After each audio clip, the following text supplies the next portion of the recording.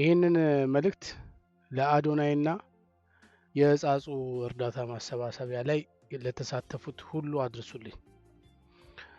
ከመቼው ፈጥኖ ከመቼው ተሰብስቦ እነዚህ ምስኪኖች ከመቼው ተረድተው ወደ አይሾ ስፒድ ወደ ሌላ ነገር እንደገባን በጣም ነው የገረመኝ። ፍጥነቱ የዚህ የሶሻል ሚዲያ አይጠብቀንም እናንተ በጣም ነው የሚፈጥረው። በ120 ነው የሚጓዘው።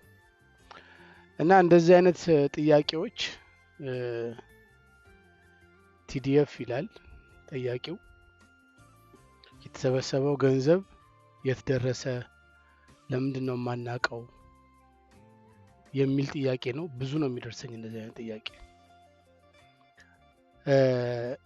አዶናይ ፈርመህ ለሆነ ድርጅት እንደሰጠህ ነግረህናል። ከዛ በኋላ ክትትል አይፈልግም ወይ? እነዛ ሰዎች ጋር ደረሰ አልደረሰም? እንትን አስመሰለባችሁ። ምን መሰላችሁ?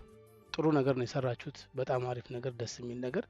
ሁሉም ሰው አድንቋቸዋል፣ አክብሯቸዋል። ግን ምን ሆነ መሰላችሁ? በጣም አጣደፋችሁትና ይሄ የቪዲዮና የፎቶ እና ትንሽ ግራም ያጋባ ነገር ነው። እንደው የሆነ ግለሰብ እንኳን በተከታታይ እዚህ ደረሰ እዛ ደረሰ እያለ መዘገብ የነበረበት ጉዳይ ነበረ። የሰው ነፍስ ነው። የደብረ ብርሃን ውስጥ ደረሰ። እንደው እንጠጥ ማለቱ ጥሩ ነው ወይ? አንዱን ሳይጨርሱ ወደ አንዱ መሄድ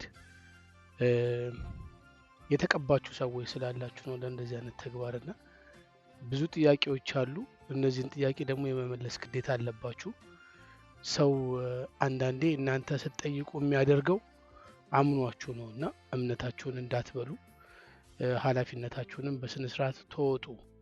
አደራችሁን። ብዙ ነገር ነው የምንጠብቀው ከናንተና የት ሄዳችሁ? የት ጠፋችሁ? አላችሁ? እነዛ ሰዎች ተረዱ፣ ጠገቡ። በቃ እሺ